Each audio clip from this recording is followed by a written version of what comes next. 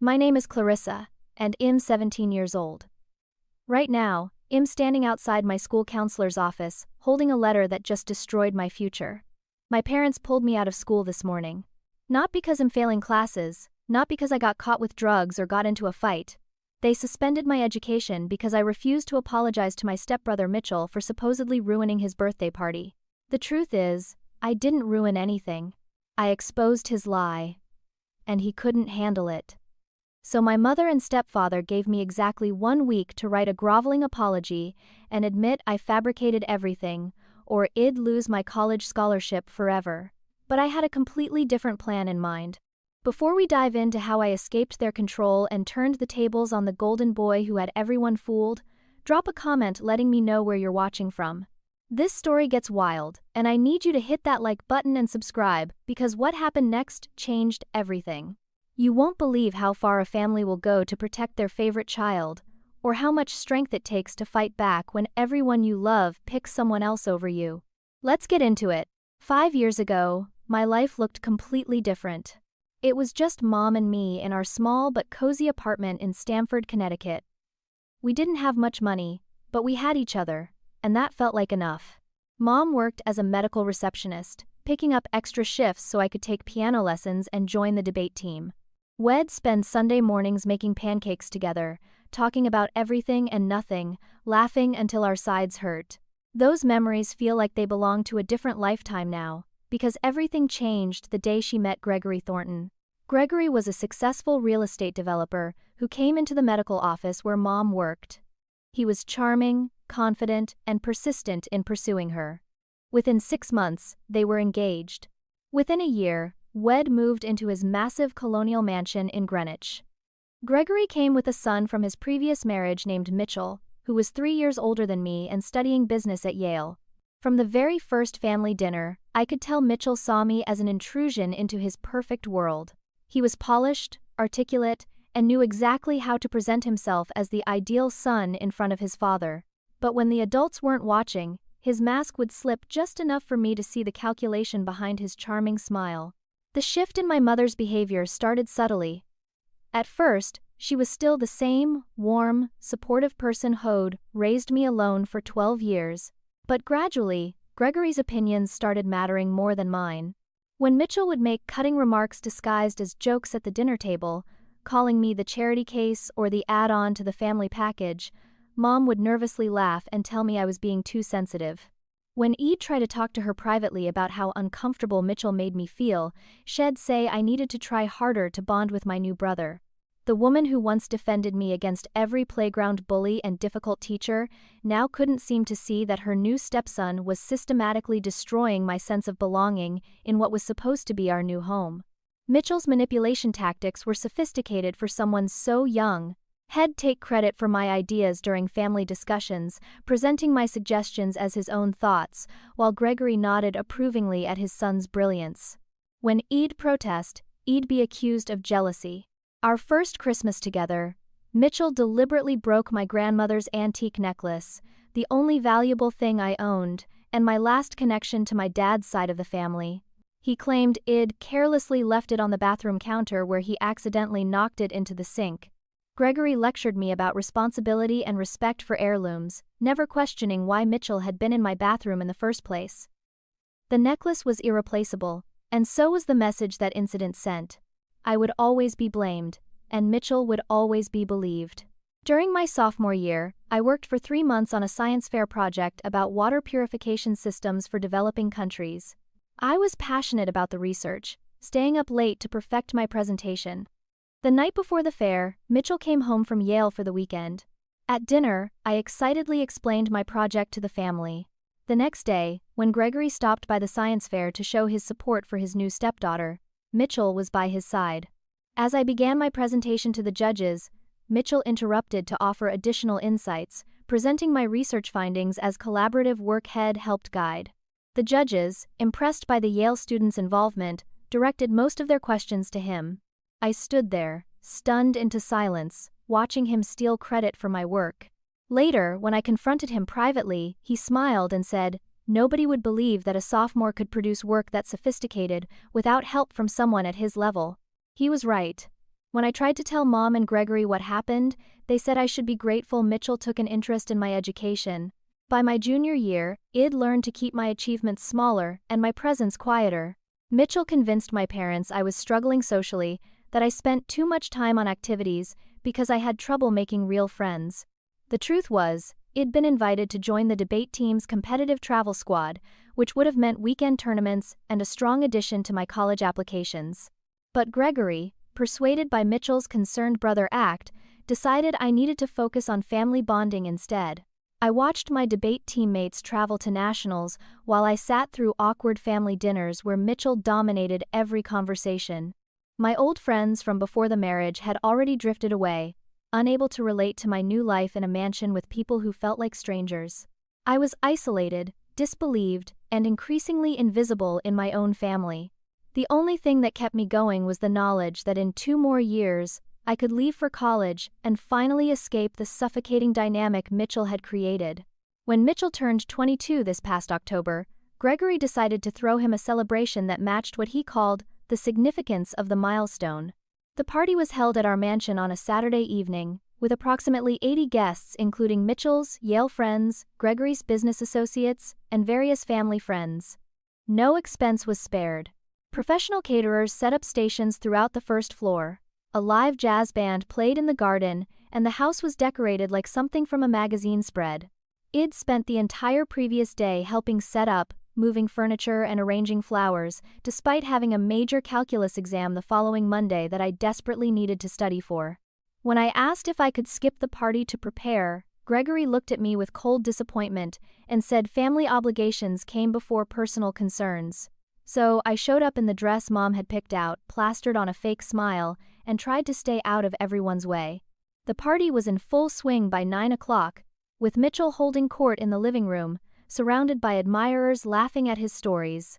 I'd retreated to the kitchen, helping the catering staff clean up, when I noticed Mitchell slip away toward Gregory's study with 2 of his Yale friends. Something about the way they glanced around before entering made me curious. I followed quietly, staying in the hallway where I wouldn't be seen. The study door wasn't fully closed, and what I heard made my blood run cold. Mitchell had somehow gotten his hands on my sealed college recommendation letters, the ones my teachers had submitted to the counseling office. Head steamed them open and read every word. His friends were laughing as he read passages aloud in a mocking voice, making fun of my teacher's praise for my analytical thinking and dedication. Then Mitchell said something that made me understand just how dangerous he really was. He told his friends Head already figured out my email password and planned to send messages to admissions offices from my account, subtly sabotaging my applications with inconsistent information and unprofessional communication. One of his friends asked if that wasn't taking things too far, and Mitchell's response was chilling. He said I didn't deserve those schools anyway, that Gregory's financial contributions and family connections should benefit him, not some girl who wasn't even really part of the family. He called me an intruder who'd taken resources that rightfully belonged to him. His friends laughed nervously, clearly uncomfortable but too loyal or too intimidated to call him out. I stood frozen in that hallway, my hands shaking with rage and disbelief. This wasn't just sibling rivalry or jealousy. This was calculated sabotage designed to destroy my future, and he felt absolutely entitled to do it. I pulled out my phone and hit record, capturing the last 2 minutes of their conversation as evidence. My finger trembled over the stop button as I made a split-second decision that would change everything. I pushed open the study door and walked in, interrupting Mitchell mid-sentence. He jumped, startled, and the 2 friends immediately looked guilty. I told Mitchell I'd heard everything and he needed to give me back my recommendation letters immediately. He recovered quickly, his expression shifting from shock to calculated innocence. He claimed I was being paranoid, that I'd obviously misheard their conversation, and I was once again making up stories for attention. His friends stayed silent, looking between us uncomfortably, so I pulled out my phone and played the recording. Mitchell's voice filled the room, clear as day, discussing his plans to sabotage my college applications. His friends' faces went pale. The smugness drained from Mitchell's expression, replaced briefly by pure rage before he caught himself and shifted tactics. He lunged forward, trying to grab my phone, but I was faster. I stepped back into the hallway and ran straight to the living room where Gregory and Mom were entertaining guests. I interrupted their conversation, breathless and probably looking unhinged, and demanded they listen to something important. Mitchell appeared seconds behind me, his face flushed. Before I could play the recording, he launched into his own version of events. He told our parents had been spying on him during his own birthday party, that I'd invaded his privacy and was trying to humiliate him in front of everyone. He said I was jealous of the attention he was receiving and had fabricated a story about him doing something to my college applications. Gregory's expression went from confusion to anger, but not at Mitchell. He looked at me with disgust and asked how I dared create drama during such an important celebration. Mom looked heartbroken, like I'd personally betrayed her. Neither of them asked to hear the recording. They didn't want evidence, they wanted compliance. Gregory ordered me upstairs to my room immediately. I tried to protest, tried to make them listen, but he raised his voice in a way that made several guests turn and stare. The humiliation burned through me as I climbed the stairs, aware that dozens of people had just witnessed what looked like a spoiled teenager throwing a tantrum at her brother's party. I could hear Gregory apologizing to the guests, explaining that his stepdaughter had been struggling with adjustment issues and sometimes acted out for attention. Through my bedroom window, I watched the party continue below. Mitchell accepted sympathetic pats on the shoulder and concerned questions about his difficult family situation. He played the gracious victim perfectly, assuring everyone he didn't hold my behavior against me because he understood I was going through a tough time. I sat on my bed, still holding the phone with the recording that nobody wanted to hear, and realized I'd fundamentally misunderstood the situation. This wasn't about truth or evidence. This was about who they'd already decided to believe, and I would never be that person. The next morning, Gregory summoned me to his home office at 8 o'clock sharp. I'd barely slept, running through every possible scenario for how this meeting might go. Mom and Gregory sat on one side of his massive oak desk, while a single chair faced them like I was being called before a tribunal. Mitchell leaned against the wall by the window, arms crossed, watching with barely concealed satisfaction. Gregory got straight to the point. He said my behavior the previous night was unacceptable, that I'd embarrassed the family in front of important people, and most seriously, I'd made false accusations against Mitchell. The punishment Head decided on was severe.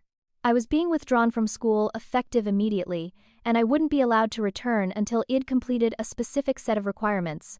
The demands were calculated to destroy me. First, I had to write a detailed handwritten apology letter to Mitchell, acknowledging that I'd fabricated the entire story about him tampering with my college applications. Second, I had to deliver a public apology at a family dinner with extended family present, admitting my lies and begging for Mitchell's forgiveness.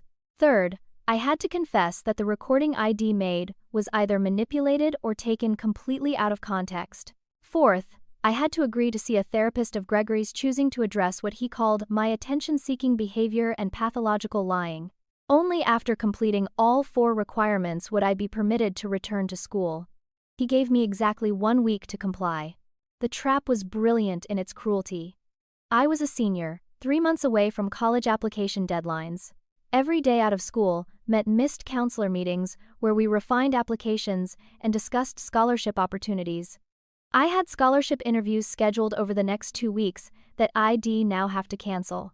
My teachers wouldn't write strong recommendations for a student who'd been suspended for disciplinary issues, which is how Gregory planned to frame my absence.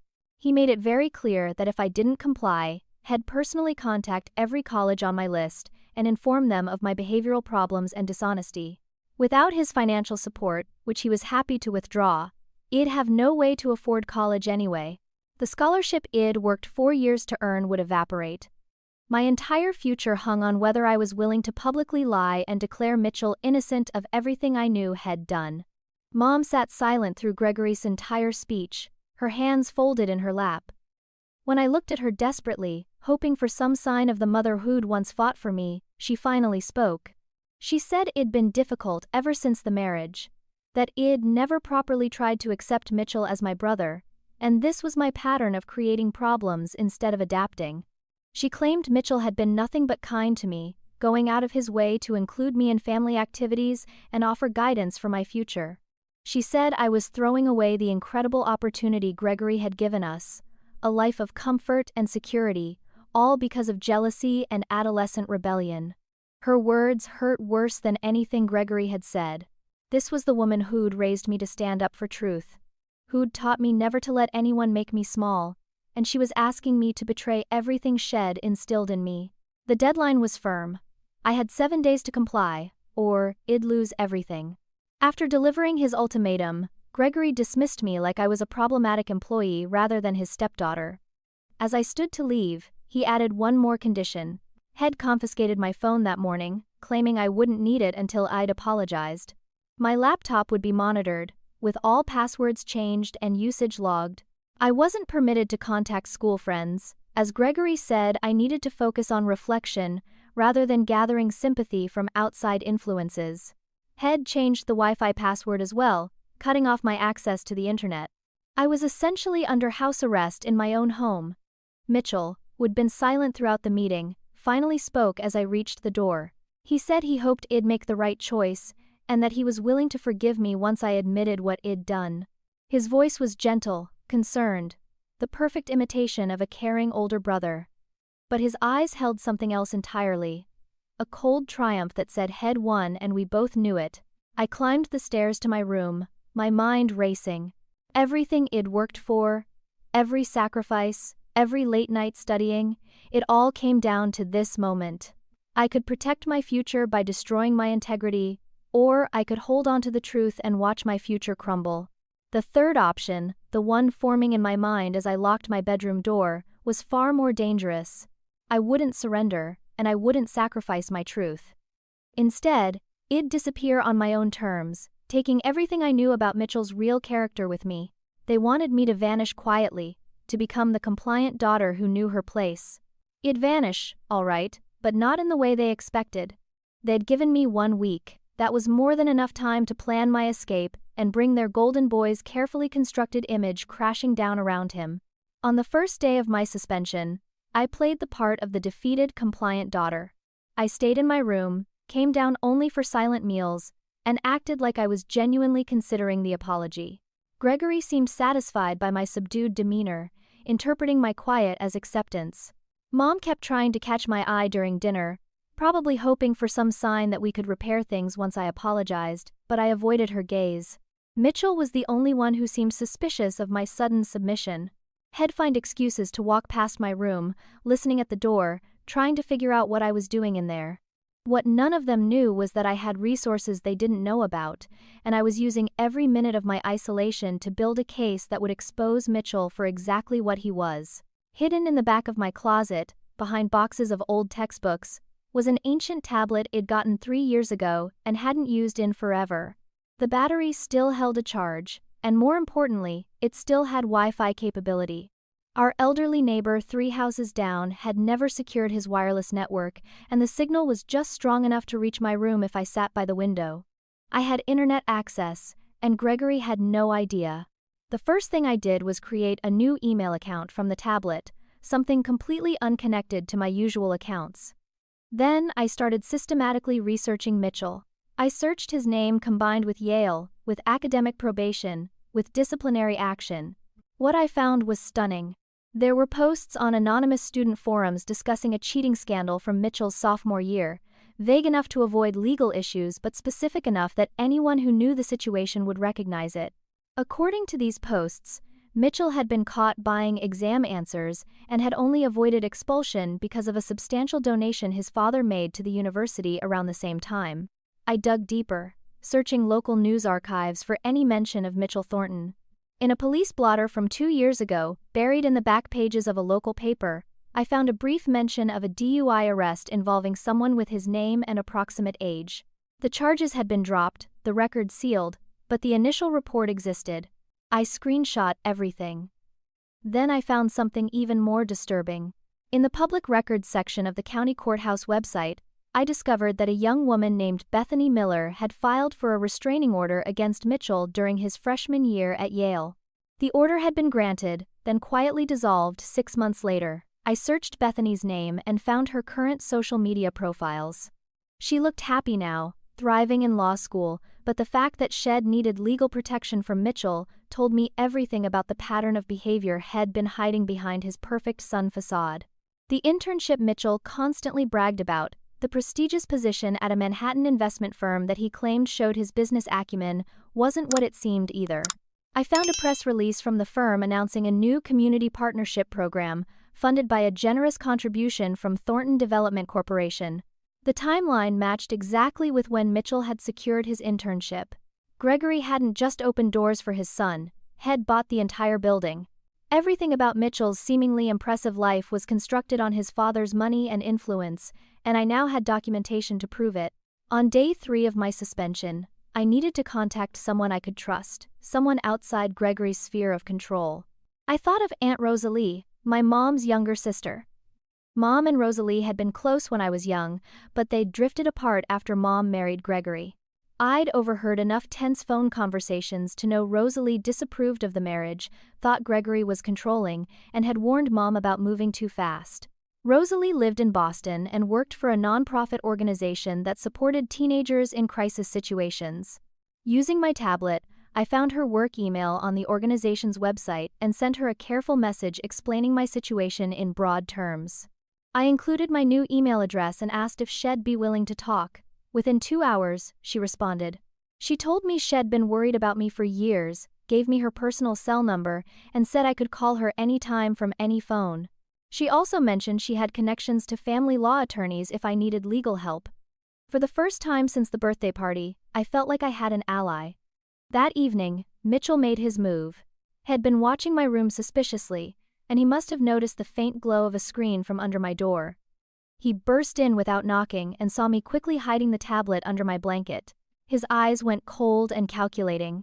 He demanded to know what I was hiding, and when I refused to show him, he ripped the blanket away and grabbed the tablet. I lunged for it, but he was stronger. He held it above his head, scrolling through the open browser tabs, seeing my research about his academic probation and the restraining order. His face went pale, then red with fury. Before I could stop him, he smashed the tablet against my desk, shattering the screen into pieces. Then he stood there, breathing hard, the broken device in his hands. He told me I shouldn't have broken house rules by having secret devices, and that he'd have to tell Gregory and Mom about my continued defiance. I stayed completely calm, even managed a small smile. I told him the tablet had been dead for months, that I'd just been reading old downloaded books to pass the time, and it was unfortunate he'd destroyed it over nothing. He searched my face, trying to determine if I was telling the truth. He couldn't prove otherwise, and we both knew it. But what he didn't know was that I'd already emailed every piece of evidence to myself and to Aunt Rosalie. The tablet was worthless now, but the information was safe. On day 4, Gregory decided to increase the pressure. Had apparently heard from Mitchell about finding me with the tablet, even though Mitchell had no proof had been doing anything wrong with it. Gregory implemented new restrictions. The housekeeper, a quiet woman named Ingrid who'd worked for the family for 2 years, was instructed to watch me constantly. My meals were brought to my room. I was allowed 5-minute bathroom breaks, escorted by Ingrid. I was essentially a prisoner in my own home. Gregory came to my room that evening and told me this was for my own good, that I clearly couldn't be trusted with any privacy until I showed some maturity and saw reason. He reminded me I had 3 more days to complete the apology requirements. The walls were closing in, and I knew I was running out of time. But every cruel restriction, every moment of isolation, only strengthened my resolve. I would get out, I would expose Mitchell, and I would do it in a way they'd never see coming. They thought they'd broken me down, made me desperate enough to give in. They had no idea they were creating someone who had nothing left to lose, and everything to fight for. On the morning of day 5, something unexpected happened. Ingrid arrived with my breakfast tray as usual, but as she set it on my desk, she slipped a small folded piece of paper underneath the plate. She caught my eye briefly, gave the tiniest nod, and left without a word. My hands shook as I unfolded the note. In neat handwriting it read, "I know what you're going through, I believe you, I can help, destroy this note." I stared at the words, barely daring to hope that I'd found an ally in the last place I expected. I ate my breakfast mechanically, my mind racing, and then tore the note into tiny pieces and flushed them down the toilet during my supervised bathroom break. When Ingrid came to collect my tray, I met her eyes and nodded once. She understood. Over the next several hours, Ingrid and I developed a system. Shed bring meals, and Wed exchange brief notes hidden under plates or tucked into folded napkins. Through these secret messages, I learned that Ingrid had witnessed far more of Mitchell's behavior than Id realized. Shed worked for the Thornton family for 2 years, initially grateful for the steady employment and generous salary. But Shed seen things that troubled her deeply. Shed seen Mitchell go through my belongings when I wasn't home. Shed overheard him on the phone, coordinating cruel pranks he planned to blame on me. Shed watched him practice his innocent expressions in the mirror before going to his father with fabricated complaints about my behavior. Shed kept quiet because she needed the job, had a daughter of her own to support, and knew that speaking up against the golden boy would cost her everything. But watching me imprisoned in my own home for refusing to lie had finally pushed her past her breaking point. The most valuable thing Ingrid offered was something I never could have gotten on my own. The mansion had security cameras throughout the common areas, motion-activated and constantly recording to a cloud storage system that Gregory maintained for home security purposes. Ingrid had administrative access to the system because Gregory trusted her implicitly, and she occasionally needed to review footage when something went missing or there was a household question. Shed been quietly downloading and saving clips for months. Moments Shed witnessed that Gregory never reviewed because he had no reason to suspect his perfect son of anything. She had video evidence of things I'd been blamed for, but hadn't done. The footage Shed saved was damning. There was video of Mitchell going through my mother's purse one afternoon when Shed left it on the kitchen counter, taking cash that He'd later claim I must have stolen. There was footage of him deliberately pouring water on my laptop while I was at school, the same laptop that mysteriously stopped working and that Gregory had accused me of breaking through careless handling. There was video of Mitchell standing outside my room with my diary in his hands, photographing pages with his phone. Most chillingly, there was footage of him in the hallway mirror, practicing different facial expressions and rehearsing speeches before going to his father.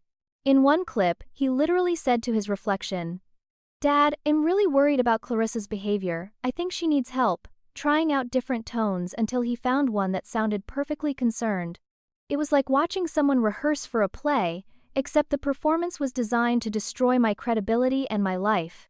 Ingrid explained why she was helping me now. She had a teenage daughter who'd recently dealt with bullying at school from a wealthy classmate who used her family's influence to avoid consequences. Watching her daughter struggle with the injustice of being powerless against someone with more resources had changed Ingrid's perspective. She saw herself in my situation and said she couldn't morally stay silent anymore. She also admitted she was planning to quit her job with the Thorntons after helping me, as she could no longer work for a family that enabled this kind of cruelty. She offered to testify if I needed her to, and Shed already copied all the security footage to a private drive that Gregory couldn't access or delete. For the first time in days, I felt the tight knot of fear in my chest loosen slightly. I wasn't alone anymore. That evening, Mitchell made another calculated move. Day 6 of my suspension was approaching, meaning I had less than 24 hours to complete the apology or face losing everything. Mitchell came to my room with a false expression of brotherly concern. He asked if I was ready to apologize yet, said he hoped I'd make the right choice because he hated seeing me throw my future away over stubbornness. He noticed I'd been writing in a notebook on my desk, which was actually a decoy journal I'd started keeping for exactly this purpose. He picked it up without permission and read passages where I'd written things like, "Maybe I was wrong and maybe I need to see this from Mitchell's perspective and I'm so tired of fighting." His expression shifted to satisfaction. He told me it was good that I was finally learning, that humility suited me, and that tomorrow's apology dinner would be a fresh start for all of us. He warned me not to disappoint everyone again by backing out at the last minute. After he left, I felt disgust crawling over my skin. Head bought the performance completely, which meant He'd be even more shocked by what was actually coming. The apology dinner was scheduled for 7 o'clock the next evening. Extended family was invited, including Gregory's parents, my mother's mother, and several aunts and uncles. Mitchell had even invited some of his closest friends, the same ones who'd been in the study during his birthday party. It was meant to be a public spectacle of my humiliation, a performance where I'd be forced to admit I'd lied and beg for forgiveness in front of everyone who mattered to the family. Gregory had it all planned out, down to the speech he expected me to give. But what none of them knew was that Ingrid had provided me with something even more valuable than video evidence. Shed provided me with a plan for escape, the contact information for Aunt Rosalie who was ready to pick me up, and the courage to know that sometimes the only way to win is to refuse to play the game they've rigged against you. On the morning of day 7, I played my final act of compliance. At breakfast, which I was now allowed to attend since it was the day of my expected apology, I looked at my mother with tearful eyes and said I was ready to apologize. I told her she was right, that it'd been difficult and jealous, and that I wanted to make things right with Mitchell and Gregory. Mom actually cried with relief, reaching across the table to squeeze my hand. She said she was so proud of me for finally seeing reason, that this was a sign of maturity, and that once I apologized, everything could go back to normal. Gregory nodded with satisfaction, probably already imagining how Head used this story about my rehabilitation to reinforce his own image as a firm but fair patriarch. Mitchell's smile was pure triumph. Head won, broken me down, and I'd finally learned my place in the family hierarchy. None of them suspected that every word out of my mouth was a carefully constructed lie designed to buy me 12 more hours of freedom. The dinner was scheduled for 7 o'clock that evening, with guests arriving around 6:30. Gregory had arranged for catering from an expensive restaurant, wanting the evening to be memorable. At 5 o'clock, I went upstairs to supposedly get ready, to shower and dress in something appropriate for the formal apology. Ingrid had created a distraction by staging a minor crisis in the kitchen, claiming the catering delivery had arrived with several dishes missing and the wrong dessert. Gregory and Mom rushed to handle the situation, making phone calls to the restaurant and checking order forms. Mitchell was in his room, getting ready, probably rehearsing his gracious acceptance speech. Nobody was paying attention to me. I changed into comfortable clothes, jeans and a sweater, nothing that would attract attention. In my backpack, I'd already packed the essentials over the past few days during brief moments when Ingrid distracted whoever was watching me.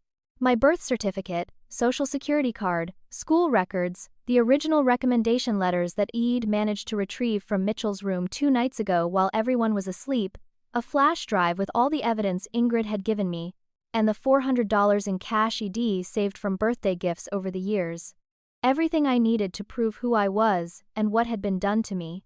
I'd practiced the window escape route 3 times with Ingrid's help, timing how long it would take and which yards to cut through to avoid being seen from the street. My Aunt Rosalie was parked 3 blocks away, waiting. At 5:25, I opened my bedroom window and climbed out onto the small decorative ledge that ran along the 2nd floor. My heart pounded so hard I thought everyone in the house must be able to hear it. I inched along the ledge to where a trellis provided handholds, thick enough to support my weight. The climb down was terrifying, my hands slipping on the wooden slats, but I made it to the ground without falling. I ran through our backyard, squeezed through a gap in the hedge that separated our property from the neighbors, and cut through 2 more yards before reaching the street, 3 blocks from our house. Aunt Rosalie's car was exactly where she said it would be, a blue Honda that looked beautifully ordinary and safe. I threw myself into the passenger seat, breathless and shaking, and she pulled away from the curb without a word. We were 5 miles away before either of us spoke. Back at the house, chaos was unfolding right on schedule. At 6:15, 45 minutes before guests were due to arrive, Mom went upstairs to check on me and help me with my hair for the apology dinner. She knocked on my locked bedroom door, calling my name. When I didn't answer, she got the master key from Gregory's office and opened the door to find my room empty. The window was wide open, curtains blowing in the November wind. On my bed, weighted down by a small stone from my desk, was a single sheet of paper with a handwritten note. I won't apologize for telling the truth. Don't look for me, I'm safe. Mom's scream brought Gregory and Mitchell running. They stood in my empty room, staring at the note, at the open window, at the undeniable evidence that I'd escaped their control. Mitchell's rage was immediate and unfiltered. He knew instantly that someone had helped me, and his first accusation was directed at Ingrid. He found her in the kitchen finishing the last preparations for the dinner that would never happen, and he started shouting at her, demanding to know what she'd done, where I'd gone. Gregory was close behind, his face dark with fury. Ingrid looked at both of them with complete calm and said the words "shed" been planning for days. She told them she'd quit an hour ago. that her official resignation letter was in Gregory's office, and that her lawyer had copies of every security video showing Mitchell's real behavior. She said Shed kept the documentation as insurance against false accusations, and that if they tried to blame her for anything or retaliate in any way, every piece of footage would be submitted to the police and sent to every member of the extended family. Mitchell looked like he wanted to physically attack her, but Gregory held him back. Ingrid walked out the front door with her head high, leaving them to deal with the disaster I'd created. The guests started arriving 15 minutes later, dressed formally and expecting a family reconciliation dinner. Gregory had to stand in the foyer and make excuses, claiming there'd been a family emergency and the dinner was cancelled. Some guests were understanding, others clearly curious about what kind of emergency would cancel such a carefully planned event. Mitchell's friends, the ones who'd been in the study during the birthday party, exchanged knowing looks. They might not have known the full story, but they knew something significant had happened. Extended family members asked where I was, expressing concern when Gregory couldn't provide a clear answer.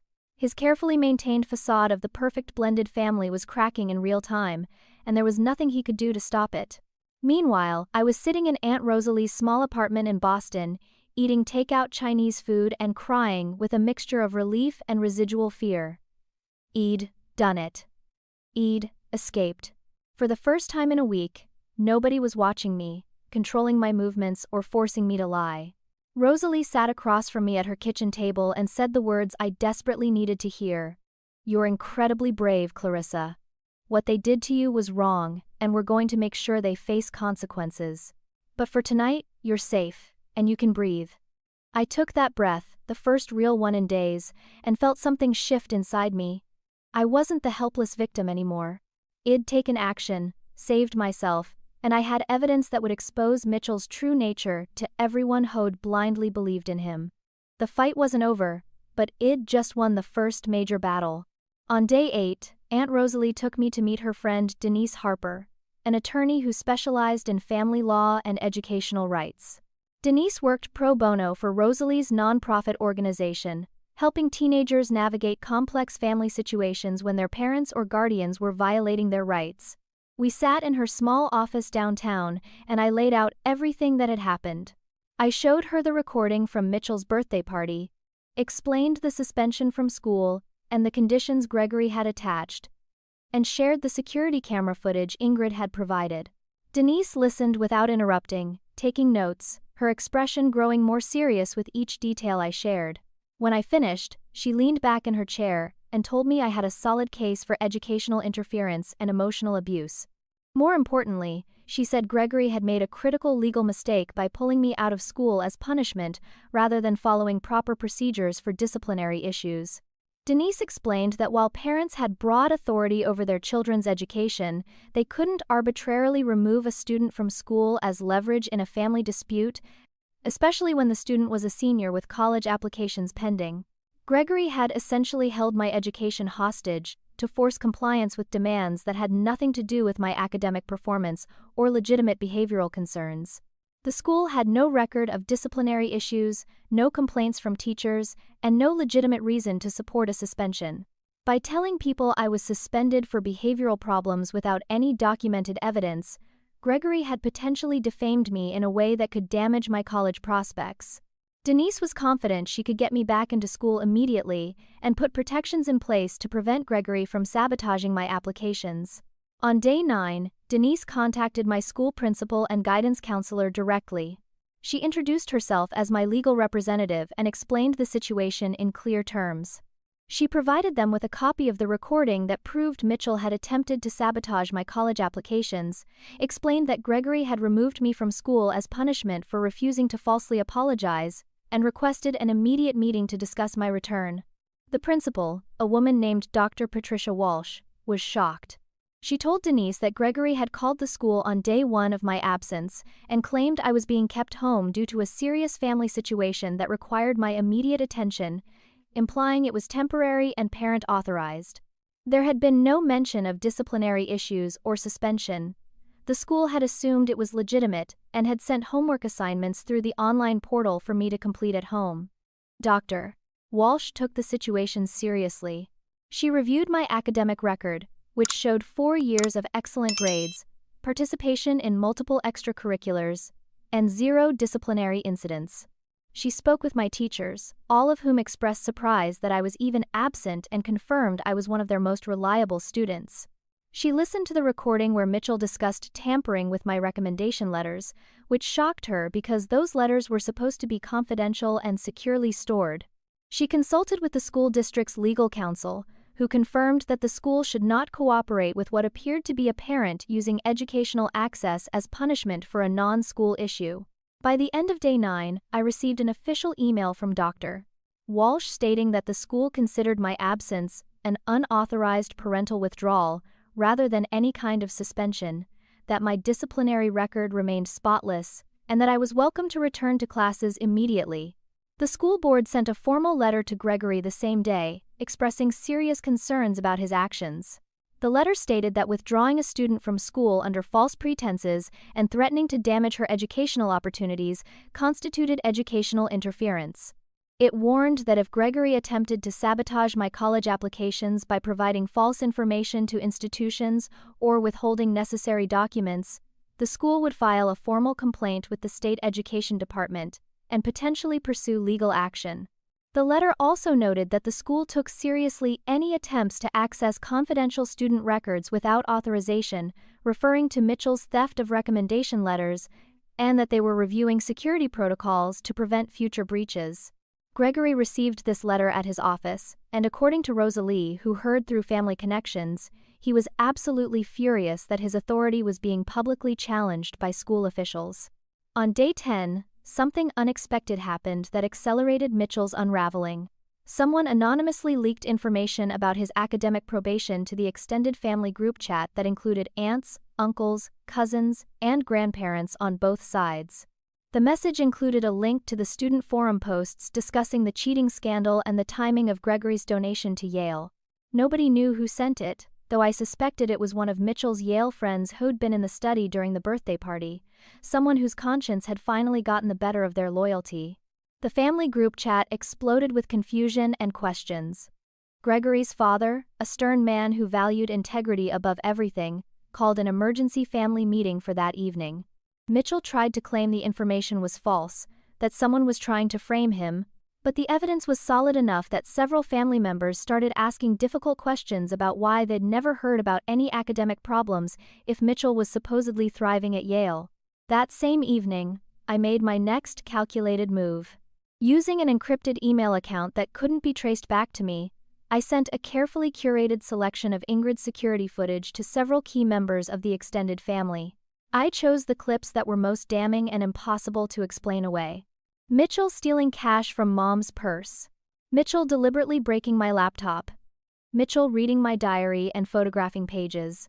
Most significantly, the footage of him rehearsing his concerned brother routine in the mirror before going to accuse me of behavioral problems. I included minimal explanation, just a subject line that read, "The truth about the golden boy."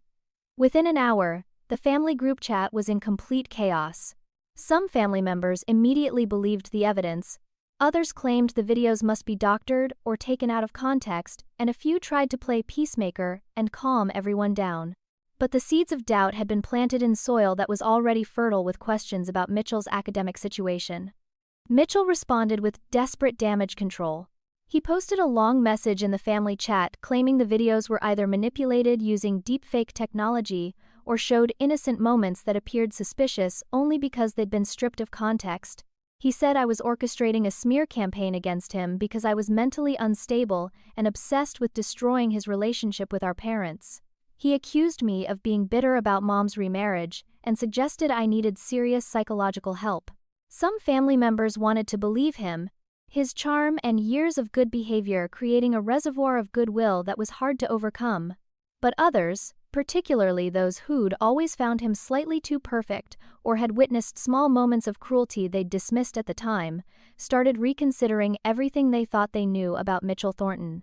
Gregory's carefully constructed world was beginning to crumble, and his response was to double down on control. Business associates began asking him pointed questions about his family situation, having heard rumors through social connections. The image of the successful family man that Gregory had cultivated for professional purposes was being damaged by the very public family drama. He issued threats through an attorney, demanding I return home immediately and cease all contact with family members. Denise responded professionally, stating that I was nearly 18, living in a safe environment with a family member, and under no legal obligation to return to a home where I'd been emotionally abused.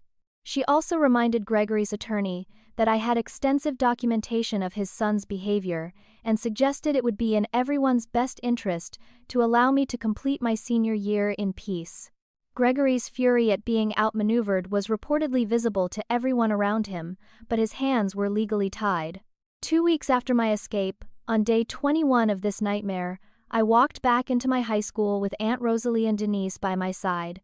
Dr. Walsh had arranged for a brief meeting in her office before classes started, just to ensure the transition went smoothly and to discuss any support I might need. Several of my teachers had reached out through email expressing concern and offering to help me catch up on missed work. I'd been working from Rosalie's apartment for the past 2 weeks, completing assignments online and trying to stay on top of my studies while everything else fell apart around me. Walking through those familiar hallways felt surreal after everything that had happened, but also liberating. I wasn't hiding anymore, wasn't pretending everything was fine, and the people around me knew at least some version of the truth. My friends welcomed me back with a mixture of concern and curiosity. I gave them a simplified explanation, saying I'd been dealing with serious family issues involving my stepbrother, but that it was being handled legally now. They didn't need to know every detail, and I wasn't ready to share the full story with everyone. What mattered was that I was back, my record was clear, and I had 2 months to salvage my college applications. My guidance counselor, Mr. Peterson, was incredibly supportive. Had already written his recommendation letter weeks ago, before any of this happened, and he assured me it was securely stored and would be submitted to every school on my list.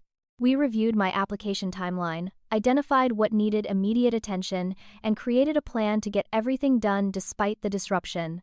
For the first time in weeks, I felt like my future was back in my own hands. On day 23, Mitchell launched his most vicious attack yet. He created several fake social media accounts, using slightly modified versions of my name and photos, had stolen from my actual accounts.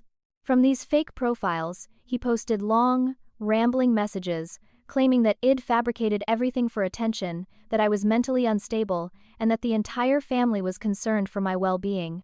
He created fake screenshot conversations that appeared to show me apologizing and admitting I'd made everything up, carefully manipulated to look authentic. He tagged my school friends, some of my teachers, and most devastatingly, several college admissions offices where I'd already submitted applications. The posts painted me as a disturbed teenager who invented dramatic stories to gain sympathy and destroy her family relationships. When I saw the fake accounts, I felt like I'd been punched in the stomach. All the progress I'd made, all the truth I'd fought to establish, was being undermined by sophisticated lies. Some people immediately recognized the accounts as fake, but others weren't sure. A few classmates sent me confused messages asking if I was okay, if the posts were real. The uncertainty was exactly what Mitchell wanted to create. He couldn't disprove the evidence against him. So, instead, he was trying to make me look so unstable and dishonest that nothing I said could be trusted. I sat in Rosalie's living room staring at my phone, watching the lies spread across social media, and for the first time since escaping, I felt genuinely hopeless. Maybe Mitchell was going to win after all. Maybe his willingness to descend to any level of dishonesty would beat my commitment to truth. Rosalie found me crying and immediately called Denise. Together, they reminded me that truth had tools fiction didn't have, that lies unraveled when examined closely, and that I had something Mitchell didn't: real evidence from credible sources. Denise immediately began documenting the fake accounts. She contacted the social media platforms to report identity fraud and impersonation. More importantly, she had a tech-savvy investigator friend trace the IP addresses of the accounts. Within 36 hours, they had definitive proof that all the fake accounts had been created from Mitchell's apartment near Yale and accessed primarily from his personal devices. The digital fingerprints were undeniable. Mitchell had been sloppy in his rage, not covering his tracks as carefully as he thought. Denise sent a cease and desist letter to Mitchell directly, with copies to Gregory and their family attorney. The letter included the IP address evidence, screenshots of the fake accounts, and explicit documentation of how the fake posts violated multiple laws including identity fraud, defamation, and cyberstalking.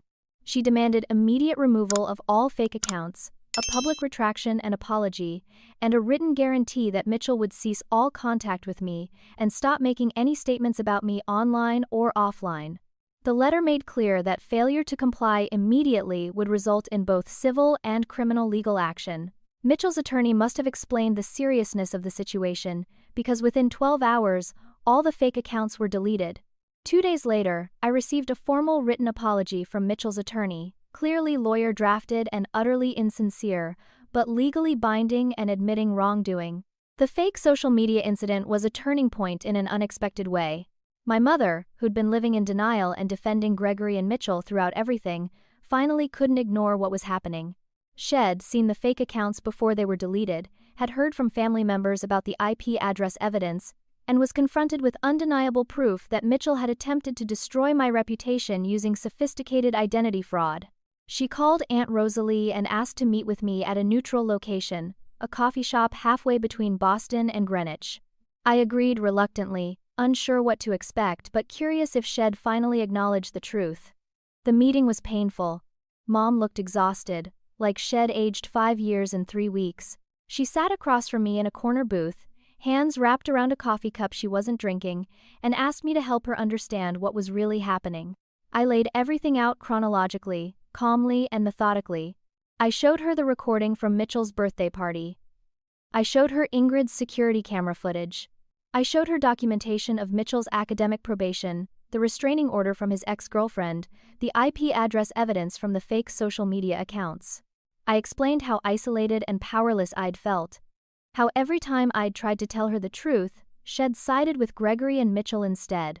I told her about the week I'd spent essentially imprisoned in my own room, about the impossible choice between my integrity and my future that Gregory had tried to force on me. Mom cried through most of my explanation. She kept saying she thought she was building us a better life, that she'd believed Gregory when he said he wanted to create a real family. She'd been so focused on making the new marriage work, on not failing at a relationship again, that she'd ignored signs she should have questioned. She admitted she'd seen moments of cruelty from Mitchell, but had convinced herself she was misinterpreting, that blended families were complicated and required patience. She'd let Gregory's confidence and authority override her own instincts about protecting her daughter. By the end of our conversation, she was sobbing, begging for forgiveness, saying she understood if I couldn't forgive her but that she needed me to know she finally believed me and saw clearly what she'd been enabling. But even in her recognition of the truth, there were limits to what she was willing to do. When I asked if she was going to leave Gregory, she hesitated. She said it was complicated, that she'd given up her career and financial independence to marry him, that she didn't know how to disentangle herself from the life they'd built. She said she needed time to figure things out, to decide what to do next. I realized then that while she finally believed me, she wasn't yet strong enough to choose me over the security and status Gregory provided. I told her I loved her, that I wanted us to eventually rebuild our relationship, but that I needed her to make an actual choice. Living in the same house as Gregory and Mitchell while claiming to support me wasn't enough. She left that coffee shop still torn between two incompatible loyalties, and I went back to Boston feeling a mixture of sadness and resignation. On day 30, Mitchell's world took another hit. Yale University launched a formal investigation into his academic record, triggered by an anonymous tip that provided specific details about the extent of his cheating. The investigation wasn't just looking at the original incident that had led to his probation. They were examining a pattern of academic fraud that included paying other students to write papers, purchasing exam answers through an underground service, and falsifying research data for a senior thesis. Someone who knew the truth, probably another Yale student who was tired of watching Mitchell get away with systematic dishonesty, had finally provided the university with evidence they couldn't ignore. The investigation was thorough and devastating. Within 2 weeks, Yale expelled Mitchell outright, revoking his degree candidacy and noting academic fraud on his permanent record.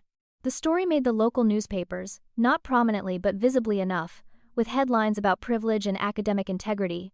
Gregory's business reputation took a direct hit from Mitchell's expulsion. The professional network Gregory had cultivated valued integrity and self-made success, even if many of them had inherited advantages themselves. Having a son expelled from Yale for systematic cheating undermined the family values image Gregory had carefully promoted to business partners and clients. One major development contract fell through after the investors decided they didn't want to be associated with the Thornton name during the negative publicity.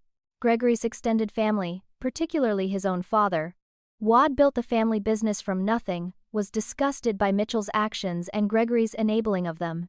Family gatherings became tense and sparse. The social isolation that Mitchell and Gregory had inflicted on me was now reflecting back on them. 5 weeks after my escape, on what would have been day 35 if I'd been counting, something happened that I never expected. I was sitting in Rosalie's apartment working on college application essays when the doorbell rang. Rosalie answered it and called my name in a surprised voice. When I came to the door, my mother was standing there with 2 suitcases, mascara running down her face, looking simultaneously devastated and determined. She said 3 words that changed everything. I left him. She explained that she'd finally gathered the courage to move out, that she couldn't live with Gregory anymore, knowing what he'd enabled and how he'd treated me. She said she didn't expect me to immediately forgive her or welcome her back into my life, but that she needed me to know she'd chosen me, even if the choice came too late to undo the damage. The weeks that followed were complicated. Mom stayed with a friend from her old job while she figured out her next steps. She filed for divorce from Gregory, which was going to be messy given that she'd signed a prenuptial agreement and had no independent income. She started seeing a therapist to work through the patterns of behavior that had led her to prioritize a marriage over her own daughter's well-being. We had coffee together once a week, always at neutral locations, slowly rebuilding trust that had been shattered. I wasn't ready to have her fully back in my life, but I appreciated that she was finally taking real action rather than just expressing regret. She enrolled in a certification program to return to medical office work, determined to regain financial independence. She stopped defending Gregory and Mitchell, stopped making excuses, and simply accepted responsibility for the choices she'd made. I returned to school full-time and threw myself into catching up academically. My teachers were incredibly supportive, offering extra help sessions and extensions on assignments where needed. I'd missed several weeks of senior year, but I was determined not to let that derail my plans. I worked late into the night completing applications, writing essays that were raw and honest about resilience and choosing truth over comfort without explicitly detailing the family drama. My recommendations from teachers were glowing, praising not just my academic abilities but my character and determination. By mid-December, I'd submitted applications to 8 universities, all with strong financial aid programs or merit scholarship opportunities. Every night before sleep, I'd remind myself that I'd done everything I could and that my future was no longer in Gregory's hands. On December 15th, I received my first college acceptance letter. It came from my top choice school, a prestigious liberal arts college in Massachusetts with a full merit scholarship that covered tuition, room, and board. I was sitting in Rosalie's living room when I opened the email, and I couldn't stop the tears that came when I read the word congratulations. Rosalie threw an impromptu celebration dinner that evening, inviting my grandmother Dorothy, my mother, and even Ingrid who'd become an unexpected friend through everything. It was simple, just homemade pasta and salad, but it felt more genuine and joyful than any of the elaborate dinners at the Thornton mansion ever had. We laughed and talked about the future, about dorm room decorating and class schedules and everything normal that I'd fought so hard to make possible. Mitchell heard about my acceptance through family connections and couldn't help himself. He sent me a text message, violating the restraining order that was still in effect, saying that I'd never actually accomplish anything meaningful and that my acceptance was probably a diversity admission rather than merit-based. The message was bitter and transparent in its jealousy. I screenshot it, sent it to Denise to document the violation, and then blocked his number. The police contacted him about the restraining order breach, adding another legal consequence to his growing list. I felt something close to pity when I thought about Mitchell. He'd spent his entire life building an image based on lies and his father's money, and now that foundation had crumbled completely. He had no degree, no career prospects, and a reputation that would follow him. Gregory was still enabling him, still trying to fix things with money and connections, but the options were running out. Their relationship had become codependent and toxic, two people feeding each other's worst instincts while the world around them withdrew. Something else unexpected came from the chaos. Mitchell's ex-girlfriend Bethany, the one who'd filed the restraining order during his freshman year, reached out to me through social media. She'd heard through mutual Yale connections about what had happened and wanted to thank me for exposing Mitchell's pattern of behavior. She shared her own story of manipulation and emotional abuse, how Mitchell had isolated her from friends, controlled her schedule, and become frighteningly possessive before she'd finally gotten legal protection and escaped. She told me she'd tried to warn people about him, but nobody believed her because he was so charming and from such a respectable family. Hearing her story made me realize I wasn't just fighting for myself, I was potentially protecting others from becoming Mitchell's next victims. Bethany and I stayed in touch, and she became an encouraging voice reminding me that escape and recovery were possible. She was thriving now, in law school with plans to work in victim advocacy, having transformed her trauma into purpose. Through all of this, I learned lessons that were harder and more valuable than anything taught in a classroom. I learned that truth costs something, but silence costs more. I learned that family isn't always determined by blood, that sometimes the people who truly love you are the ones who show up when everyone else turns away. I learned that my worth wasn't determined by my parents' approval or Mitchell's manipulation, that I had intrinsic value that nobody could take from me. I learned the importance of documentation and evidence, that in a world where powerful people can rewrite narratives, having proof matters. I learned that asking for help isn't weakness but strength, that nobody fights their battles entirely alone. Most importantly, I learned that I was stronger than I'd ever imagined, that I could survive isolation and betrayal and still choose hope over bitterness. The healing process wasn't linear or easy. I still had hard days where I felt angry about what I'd lost, grieving the family relationships that should have existed but never would. I worked with a therapist. Rosalie helped me find. Processing the trauma of being gaslit and controlled by people who were supposed to protect me. Some days I felt strong and vindicated. Other days I felt exhausted by everything it had taken to get here. But even on the difficult days, I knew I'd made the right choice. I'd chosen truth when lies would have been easier. I'd chosen freedom when compliance would have been safer. I'd chosen myself when everyone else was choosing Mitchell. Those choices had come at a steep price, but they'd also given me something invaluable: my integrity and my future. Patricia, my mother, continued her slow journey toward redemption. We had coffee every week, and gradually those meetings became less tense and more genuine. She owned her failures without making excuses, attended therapy consistently, and worked toward financial independence. She couldn't undo the past, couldn't restore the years where she'd chosen Gregory over me, but she could build something new going forward. I granted her grace gradually, not because she'd earned complete forgiveness yet, but because I understood that people were complicated and growth was possible. Our relationship would never be what it was before Gregory, but it might eventually become something different and still valuable. 6 months after my escape, on a beautiful spring day with cherry blossoms blooming outside, I stood on the campus of my new university.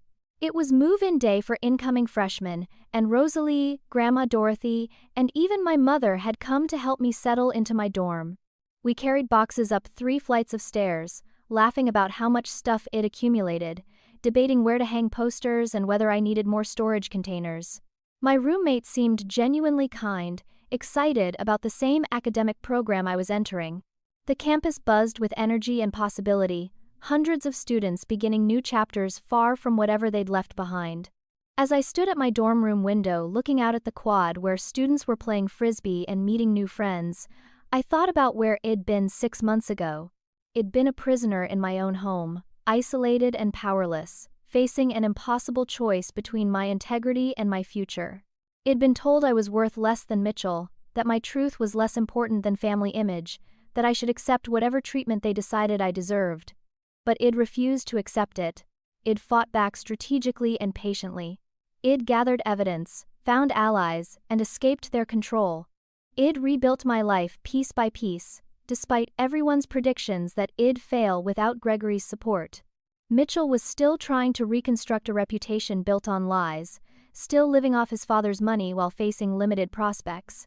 Gregory was still throwing money at problems, still enabling his son's worst behaviors, still unable to acknowledge that control and manipulation weren't the same as love or family. Patricia was still learning what it meant to be her own person, still working through decades of patterns that had led her to lose herself in relationships. They were all still trapped in the toxic dynamics they'd created, still paying the price for choosing image over truth. And me? I was finally free. I was finally just Clarissa, not the invisible daughter or the problem child, just myself. For the first time in 5 years, I was enough exactly as I was. They'd wanted me to apologize for telling the truth, to admit I'd lied when I'd actually been the only one being honest. They'd suspended my schooling, thinking it would break me into compliance, thinking they could destroy my future and force me to become what they wanted. Instead, their cruelty had freed me. It had pushed me to find strength I didn't know I had, to build a support system outside their control, to fight for myself when nobody else would. Mitchell was still Mitchell, dishonest and entitled, his expulsion from Yale a permanent mark on his record. Gregory was still Gregory, controlling and image-obsessed, his reputation damaged by his own enabling. Patricia was finally Patricia again, slowly reclaiming an identity she'd lost when she married money and status. And I was becoming whoever I wanted to be, with a full scholarship, a bright future, and the hard-earned knowledge that I could survive anything. Looking back, I realized the greatest gift they'd accidentally given me was proving I didn't need them. I didn't need Gregory's approval or money. I didn't need Mitchell's acceptance or validation. I didn't even need my mother's immediate belief, though I was grateful she'd eventually found her way to truth. I needed only what I'd found in myself: courage, resilience, and an unwavering commitment to living honestly even when dishonesty was rewarded. They'd suspended my schooling to teach me a lesson about compliance and hierarchy. Instead, they'd taught me that freedom is worth fighting for, that truth matters more than comfort, and that the person you become through adversity is worth more than the life you might have lived through surrender. So, that's my story. That's how my parents suspended my education until I apologized to their beloved golden boy, and how I chose escape and truth over compliance and lies. That's how a week that was meant to break me instead freed me. That's how I learned that sometimes the people who should protect you become the people you need protection from, and that choosing yourself isn't selfish, it's survival. Now I want to hear from you. Have you ever been in a situation where family members believed someone else over you? How did you handle it? What would you have done in my situation? Drop your thoughts in the comments because I read every single one. If this story resonated with you, hit that like button and subscribe to hear more stories about standing up for yourself when everyone else wants you to stay silent. Share this with someone who needs to hear that they're not alone in fighting against family dynamics that feel impossible to change. Thank you for listening to my story and for being part of a community that values truth over comfortable lies.